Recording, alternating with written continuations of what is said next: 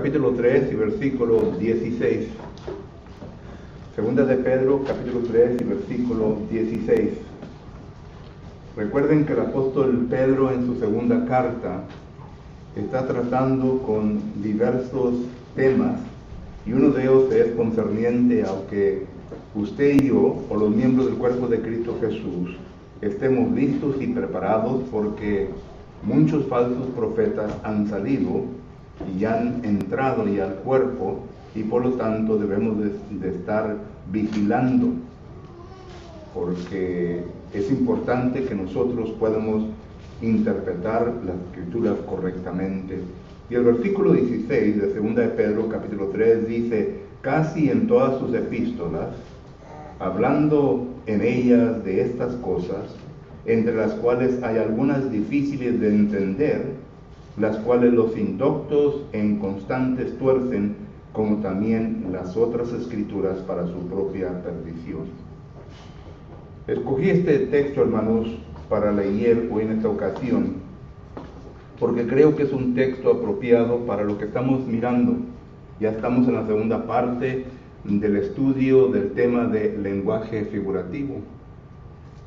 Y como he dicho, he escogido este texto porque habla del apóstol Pablo. El apóstol Pablo fue un hombre que no solamente escribió literalmente, pero también hubo en ocasiones que él escribe figurativamente, así como lo hizo nuestro Señor Jesucristo y el resto de los apóstoles que escribieron y que ahora tenemos registro de ellos en la palabra de Dios, tal como el apóstol Juan.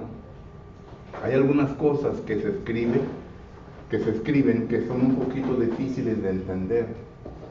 No imposible, sino que difíciles de entender, porque se lleva un poquito más de estudio, un poquito más de meditación, un poquito más de tiempo. Y como ya he hecho anteriormente, ¿verdad? Yendo a los comentarios, hermanos, no es la solución a todo esto. Dios quiere que nosotros, por nuestra propia cuenta, estudiemos la palabra del Señor y lleguemos a la interpretación correcta. Y cuando usted y yo hacemos este trabajo en nuestra vida, lo tenemos ya tan sentado en nuestra mente y corazón que será fácil explicarlo. Por eso es de que hay en ocasiones que predicadores, como miembros del cuerpo de Cristo Jesús, se ponen a estudiar o se ponen a enseñar conceptos muy difíciles que ellos mismos no pueden comunicarlo correctamente. Y cuando se les hace preguntas, no pueden contestar las preguntas concerniente al concepto, porque aún todavía no lo han masticado correctamente, no lo han masticado bien y no le han sacado el sabor. Y por lo tanto, son conceptos que han recogido de aquí y allá, de comentarios de aquí y de libros allá, sobre el concepto, y por lo tanto lo único que pueden responder es lo que aprendieron de estos libros, pero no de la palabra del Señor. Y por lo tanto son cosas difíciles. Y cuando entramos al lenguaje figurativo, nos damos cuenta que esto es un tema un poco difícil. En nuestra primera clase estuvimos estudiando la manera en cómo usted y yo debemos de llegar a la certeza, a la afirmación de que un texto que estemos estudiando es figurativo. ¿Recuerdan cuáles son los 3 puntos que estuvimos estudiando? Ya pasaron 2 semanas. Primeramente estuvimos hablando del género, ¿verdad? El género. Usted y yo tenemos que estudiar concerniente al género de lo que se ha escrito. Y cuando me refiero a la palabra género, me estoy refiriendo a que si es literal o si es figurativo. Y ya llegamos a describir o a estudiar cómo podemos determinar que es un lenguaje figurativo. Segundo, porque cuando hablamos del género, usted tiene que entender, hermanos, que tiene que entender un poco sobre la gramática. Tiene que entender la compostura de la oración. Tiene que comprender sobre el sustantivo, sobre el verbo, sobre el objetivo directo. En ocasiones tiene que ser diagrama de la oración, es decir, quebrar la oración en sus diferentes partes para que así le pueda entender y sacar beneficio. Ya cuando ya se hace el diagrama, entonces usted va a ver qué dirección le está llevando lo que está escrito. Y así entonces ya puede usted entrar al sintético de la oración para que así pueda disminuir parte por parte todo lo que la oración está presentando. Eso es lo primero, el género. Segundo, el sujeto. Ya cuando usted entonces encuentre el sujeto, está el sustantivo, ¿verdad? Lo predicado y el sujeto. Entonces ya cuando usted establezca el sujeto, ya la pregunta es fácil, ¿verdad? Bueno, ¿es esto literal o es esto figurativo? Y claro que cuando es figurativo, lo que se está demostrando como sujeto no se está usando de la manera en que literalmente usaríamos la palabra, ¿entendemos? O sea que la palabra escrita no equivale a lo literal.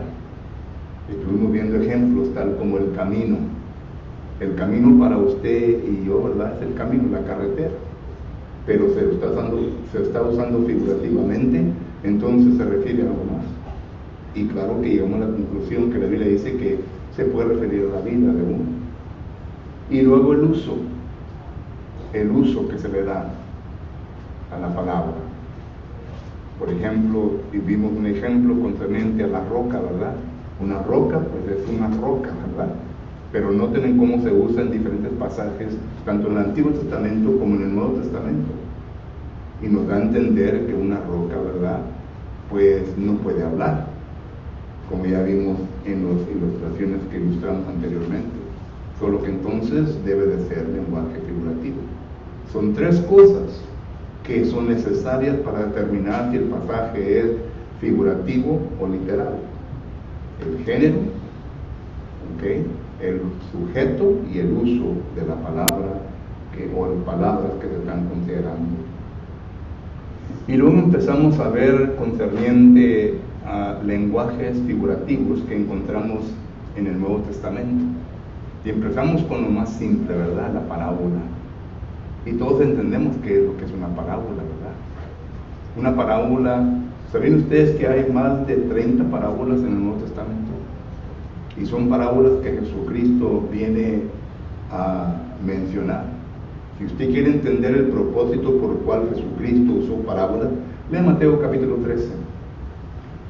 Porque ahí no solamente va a encontrar varias parábolas, pero Jesucristo les da a sus discípulos a entender el propósito por el cual Él usa parábolas. Y el propósito es simple: para los que pueden entender, que entiendan, y los que no entiendan. Simple. Por eso es que nosotros como cristianos estuvimos viendo, nosotros como cristianos, hermanos, no somos considerados como el hombre natural, como lo dice el apóstol Pablo en 2 Corintios capítulo 12, versículos 10 en adelante. Nosotros no somos los hombres naturales. Nosotros somos personas que ya tenemos la ayuda del Espíritu Santo. Y cuando digo que tenemos la ayuda del Espíritu Santo, no me estoy refiriendo a pasajes en donde se enseña que lo tenemos milagrosamente, sino que sabemos bien que el Espíritu Santo actúa en nosotros por medio de la palabra. Eso lo declara la Escritura. Entonces, cuando mi mente ya está en abundancia concerniente a las Escrituras, entonces yo ya tengo la capacidad de poder entender cosas espirituales, porque ya me va a ayudar esa capacidad de conocimiento que yo tengo para poder llegar a puntos difíciles que se encuentran en la Biblia. De otra manera no lo podemos entender, por lo que necesitamos las Escrituras para que Dios es el que nos ayude a nosotros. Ahora, no milagrosamente.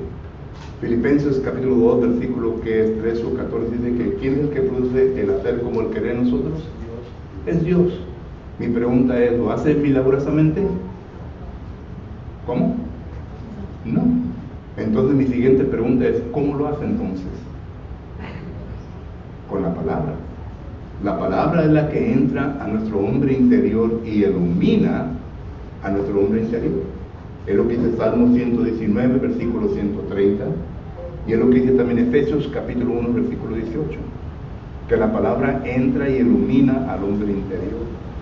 Y cuando el hombre interior es iluminado, cuando nuestra mente es renovada, como dice Romanos capítulo 12, versículo 1 y 2, entonces ya hay una actitud en nosotros que ya podemos descifrar, ya podemos discernir entre lo espiritual, entre lo que Dios nos está comunicando, porque ya tenemos la capacidad. La palabra nos lleva a ese punto. Es lo que Pablo dice, que cuando yo era niño, ¿qué? Pensaba como niño, ¿verdad? Pero ahora que soy adulto, y claro que aquí, ¿verdad?, se está usando una forma de lenguaje figurativo. Se está usando una metonimia, como ya vimos hace tiempo atrás. Se está usando una palabra que representa algo más. Y claro que el niño representa un estado, ¿verdad?, del hombre natural. Y ya adulto representa a un hombre espiritual. Cuando ya llego a ese punto, entonces ya puedo comprender. Ya puedo comprender lo que la palabra del Señor me está enseñando. Por lo que entonces necesitamos entender esto, de que nosotros como miembros del cuerpo de Cristo Jesús tenemos el inicio, tenemos ya la semilla sembrada, pero tenemos que trabajar para llegar a ese punto.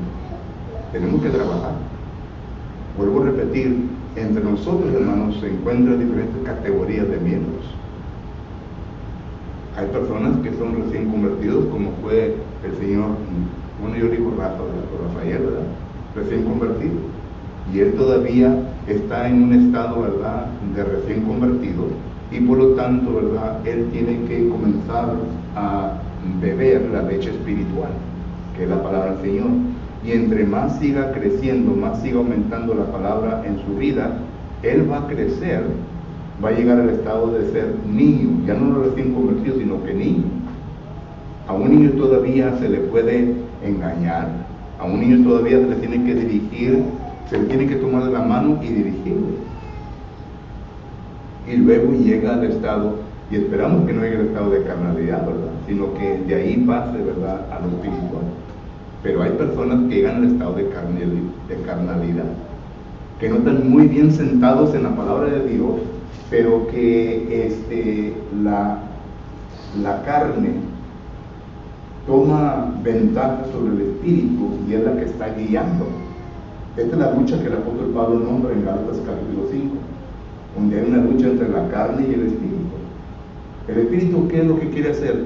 Sembrar la palabra para que maduremos. Eso se le habla a la obra santificadora, lo cual habla Pablo en 2 Tesalonicenses capítulo 2, versículo 13. Pero la carne está luchando, porque la carne, hermanos, lo que le hace actuar a la carne son las concupiscencias, el deseo. ¿Y qué es lo que Santiago capítulo 1, versículo 2 en adelante habla? ¿Qué es lo que Satanás ataca? Esas son las concupiscencias de uno, a la carne. Y si estas concupiscencias no están controladas, es decir, la palabra no está aumentando, entonces esto va a triunfar, la carne. Por lo que todo esto tiene que ver concerniente, ¿verdad?, a lo que estamos estudiando.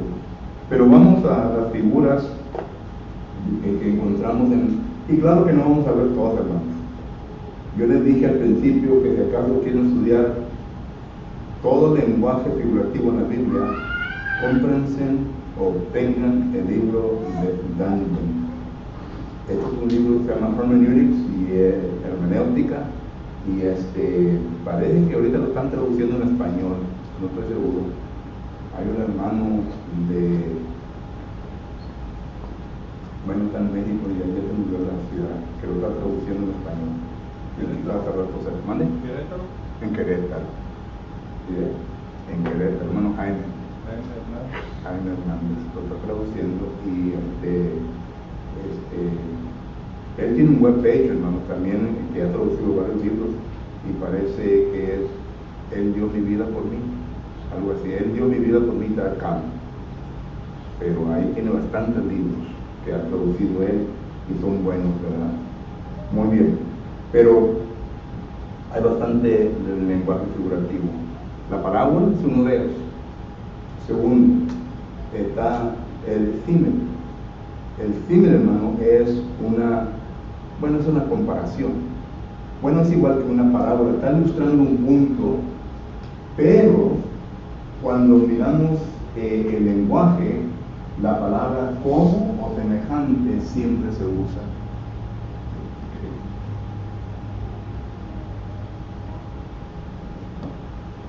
Como o semejante. Por ejemplo, cuando vamos a Mateo capítulo 10 y versículo 16, note lo que dice aquí.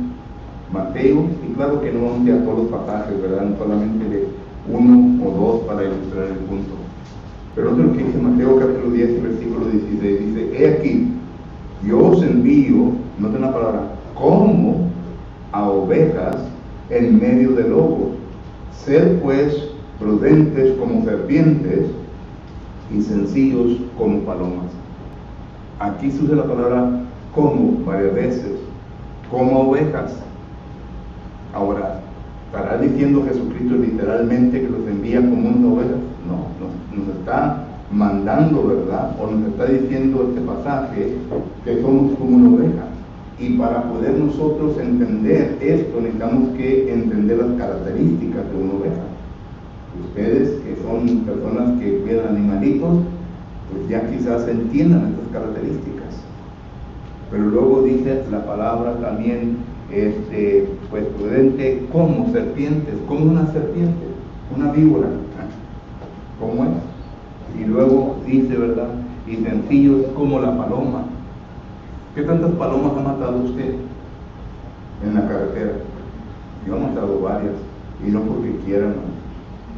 Porque voy en el camino, ¿verdad? Y la paloma ahí está y la miro, y ahí está y la miro, y nunca se levanta, y cuando quiere levantar, ¡pum!, me la llevo. Eso es lo que quiere decir ser dócil, ¿verdad? Ser dócil. Solo que entonces ya comprendemos. O sea que en un pasaje, hermano, cuando usted llega a entender el lenguaje figurativo, en un pasaje ahí puede ser un sermón completo. Solo que este es un pasaje que habla de un símil. También miramos nosotros, ¿verdad? Que otro se encuentra, y solamente estoy pensando de las puntitas de mi cabeza, hermano, y yo sé que hay más. Efesios capítulo 5, versículo 22. Dice, las casadas estén sujetas a sus propios maridos como al Señor. ¿Cómo se debe usted sujetar al Señor? Y entonces ya comprenderá cómo usted, como esposa, se debe sujetar a su esposo. Versículo 25 dice así: maridos, amar a vuestras mujeres, así como Cristo amó a la iglesia. Y usé el 22 y 25 para que no se me enojen, hermanos, ¿ok? El 22 le aplica a usted, pero el 25 nos aplica a nosotros. ¿Cómo? Jesucristo amó a la iglesia. En otras palabras, ¿qué fue lo que dio Jesucristo por la iglesia? Su vida. Su vida. Él dio todo. Solo que ahí están dos ejemplos de lenguaje figurativo del símil, ¿verdad? Y luego tenemos a la metáfora. La metáfora es algo igual como, figurativo, ¿verdad? Tenemos el símil y luego la metáfora. La metáfora es igual que el símil, pero no usa la palabra como o semejante, sino que, vamos a leer una ilustración. Mateo capítulo 23 y versículo 33. Mateo capítulo 23 y versículo 33. Considere pues lo que dice aquí. Mateo capítulo 23 23 y versículo 33 dice: serpientes, generaciones de víboras, ¿cómo escaparéis de la condenación del infierno? ¿A quién está hablando? ¿Le está hablando a las víboras? ¿A quién le está hablando? A los falsos maestros. Se está hablando a los fariseos, a los saduceos. Pero noten cómo les dice serpientes. Ahora la pregunta es: ¿por qué? Porque ellos usan la táctica de engaño, hermanos, y son muy sutiles en lo que están haciendo. Usan palabras para tratar de atraer a la persona a su manera de pensar, pero que lo lleva a cosas que son erróneas. Es igual como el apóstol Pablo escribe, ¿verdad? En Efesios, que es capítulo 4. Efesios capítulo 4 y versículo 3 dice: hasta que todos lleguemos, bueno, el 14 dice: para que ya no sean niños fluctuantes, llevados por doquiera de todo viento de doctrina, por estratagema de hombres que para engañar empeñan con astucia las artimañas del error. A eso está refiriendo cuando habla de la serpiente, porque la serpiente es lo que hace. Y luego usa aquí generaciones de víboras. Se está refiriendo todavía, esa es una metáfora. Es igual como un semi, ¿verdad? Pero no se usa la palabra como, sino que abiertamente habla, ¿verdad?, de lo que va a hablar. Noten Mateo capítulo 26 y versículo 26. Otro ejemplo. Mateo capítulo 26 y versículo 26 dice la palabra del Señor de la siguiente manera. Dice: y mientras comía, tomó Jesús el pan y lo bendijo y lo partió y dio a sus discípulos y dijo: tomad, comer, esto es mi cuerpo. ¿Qué usó Jesucristo para ilustrar su cuerpo? El pan. El pan. Y claro, ¿verdad?, que cuando uno se pone a meditar sobre todo esto, hermanos, ¿qué descendió del cielo? Juan capítulo 6 dice que el pan ¿de qué? De vida. Usted dando la ilustración, algo semejante a lo que se vio en el Antiguo Testamento, que ¿qué descendió del cielo? El maná. Y el maná es lo que daba vida al pueblo de Israel. Y lo recibió el pueblo de Israel por 40 años, todos los días. Pero ahora Jesucristo dice: yo soy el pan del cielo. Entonces aquí está usando Jesucristo el pan como que se refiere al cuerpo. Entonces miramos nosotros que esto es una metáfora para que entendamos, ¿verdad?, lo que se refiere a todo esto. Las personas que no entienden esto, por ejemplo, en el tiempo de los primeros cristianos, a los cristianos se le acusaban de ser cardinales, ¿verdad? ¿Cómo es que es la palabra? Cannibals, es en inglés. Sí, de esos que se comen al ser humano, ¿verdad? Ahora que estamos hablando de esto, me acuerdo yo cuando allá en Perú, el hermano que nos andaba guiando ahí, ¿verdad? Y que bueno, pues nos fuimos hasta allá, ¿no? Porque íbamos a ir a unas partes, ¿verdad? Pero luego estaban viniendo de allá para acá con fiebre y todo. Y el hermano decidió mejor no ir hasta donde teníamos en mente ir. Si no, quizás ahí me hubiera muerto, yo creo, porque pues ya me andaban muriendo. Pero la cosa es de que dijo, hermano, y más allá hay tribus que se comen a los seres humanos. Dije, sí, hermano. Dijo, sí, hermano, aquí existe. Entre más bonito, más mejor. Con lo que no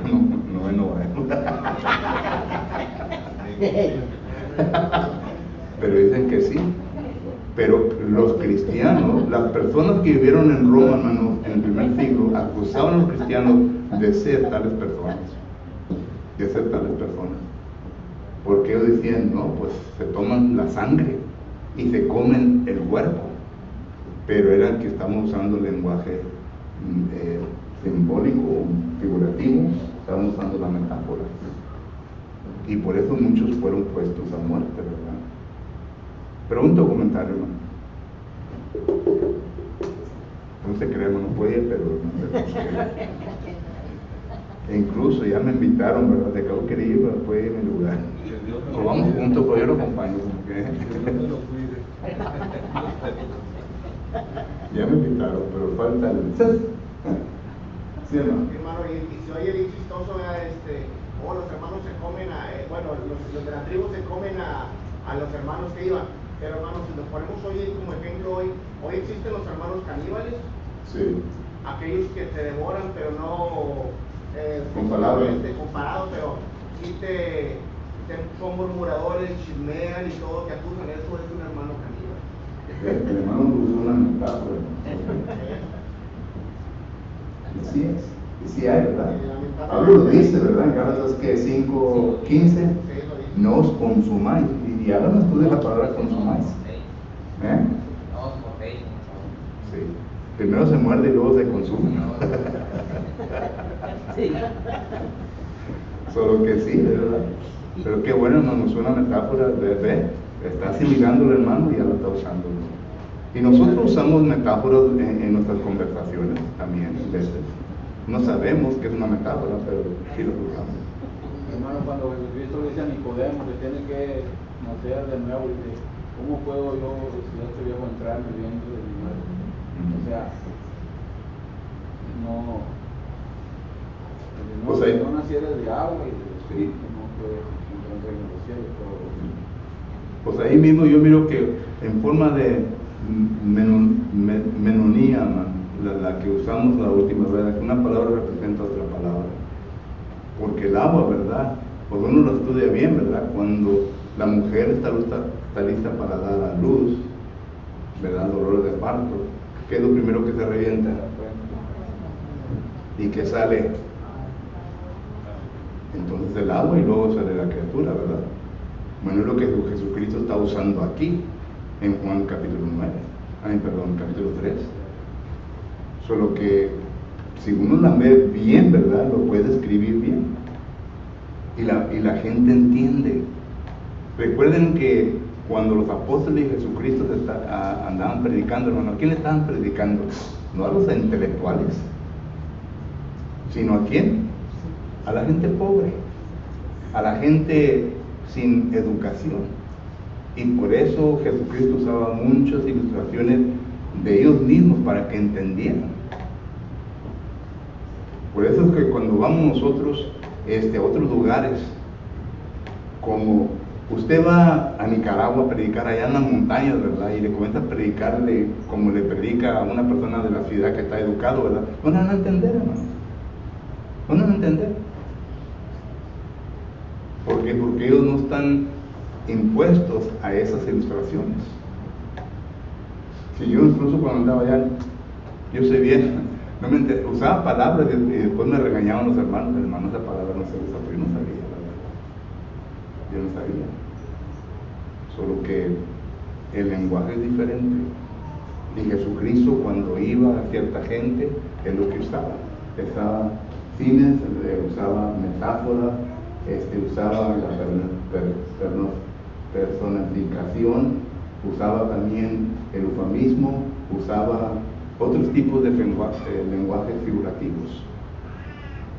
La personificación, ese es otro lenguaje figurativo, es cuando se usa una cosa que no tiene vida, hermanos, pero se convierte en vida.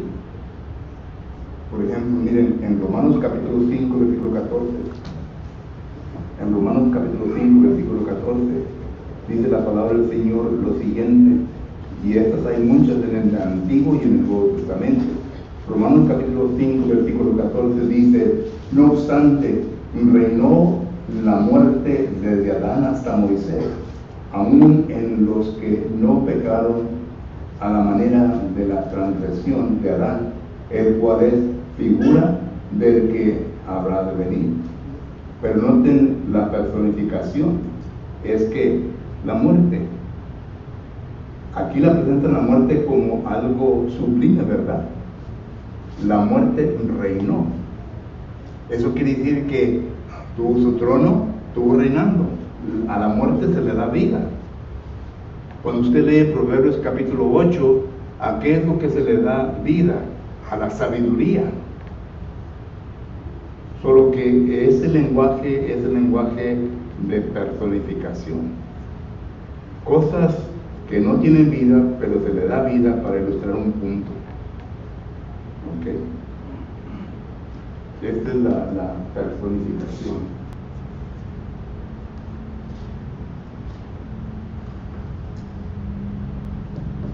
Y luego también está el eufemismo, ¿verdad? Esto ya lo estudiamos un poco. Este lenguaje es usar una palabra o una ilustración, porque se está hablando de un tema muy delicado y para poder no ofender a gente, se usa una palabra que viene a ilustrar a lo cual se quiere referir. Por ejemplo, en Mateo capítulo 1, versículo 25, ya hablamos un poco de esto, ¿verdad? Esto es lo que dice Mateo capítulo 1, 25. Mateo capítulo 1, 25 dice la palabra del Señor: pero no la conoció hasta que dio a luz a su hijo primogénito y le puso por nombre Jesús.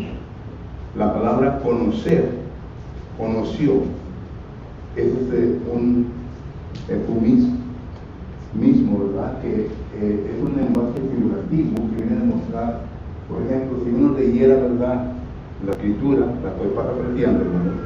Dice versículo 25, pero no tuvo relaciones sexuales con ella hasta que nació Jesús. No yanció con ella hasta que nació Jesús. Solo que hay diferentes maneras, pero la cosa es que Dios usa palabras de tal manera que no son palabras que vienen a ofender a personas. Y por lo tanto miramos nosotros que eso es también lo que vamos a ver, ¿verdad?, tanto en el Antiguo como en el Nuevo Testamento. En el Antiguo Testamento está Génesis capítulo 4, versículo 1, Génesis capítulo 19, versículo 5 y versículo 8. Y en el Nuevo, Mateo capítulo 1, versículo 25, me parece que Lucas capítulo 2, versículo 33 también habla de eso. Solo que son palabras figurativas. Pregunta o comentario. Porque no vamos a acabar con este tema, ¿no?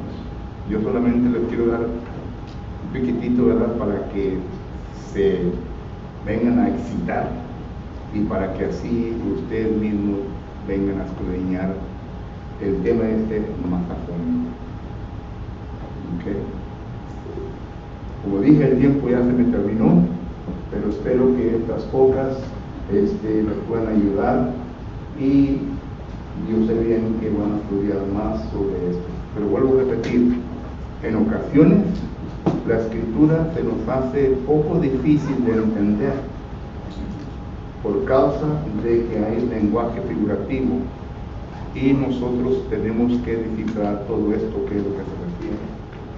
Y por esa razón hay personas, ¿verdad?, que corren con algunos versículos para otro extremo y han causado problemas, han levantado falsas doctrinas que ahora nosotros estamos luchando en contra de estas doctrinas.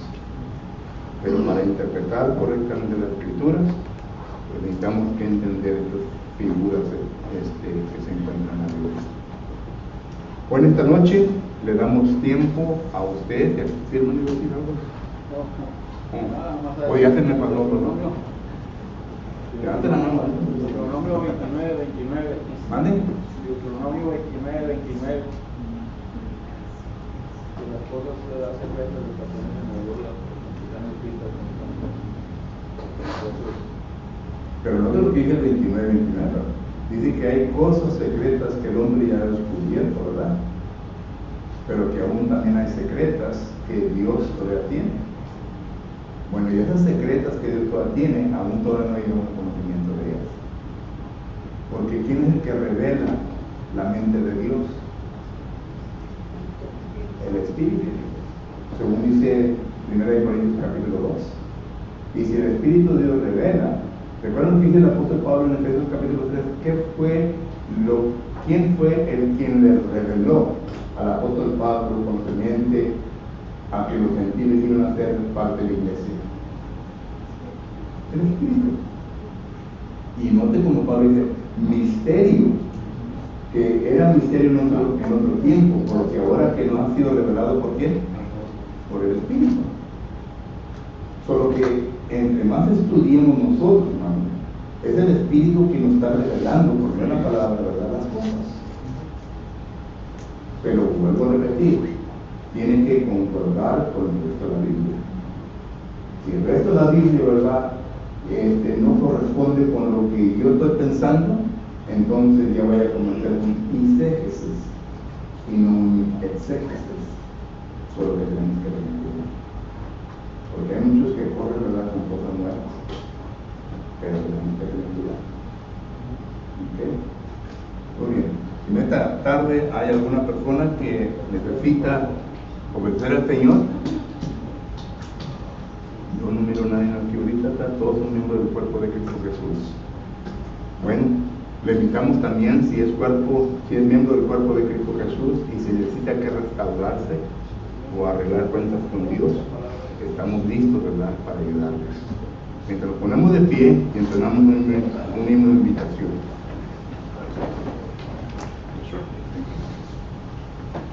Vamos a estar puestos de pie, hermanos, para entonar el himno de invitación número 73. A Jesucristo ven sin tardar, número 73. Si estamos listos, cantemos. A Jesucristo ven sin tardar, entre nosotros hoy Él está, y te convida con dulce afán, que no diciendo ven. Oh, cuán grata nuestra gran reunión, cuando allá, Señor, en tu mansión, contigo estemos en comunión, gozando eterno bien. Piensa que solo puede colmar tu triste pecho de gozo y paz, y porque anhela tu bienestar, vuelve a decirte ven. Oh, cuán grata nuestra gran reunión, cuando allá, Señor, en tu mansión, contigo estemos en comunión, gozando eterno bien. Su voz escucha sin vacilar, y grato acepta lo que hoy te da. Tal vez mañana no habrá lugar, no te detengas, ven. Oh, cuán grata nuestra gran reunión, cuando allá, Señor, en tu mansión, contigo estemos en comunión, gozando eterno bien. Amén. ¿Pueden tomar asiento, hermanos, por favor?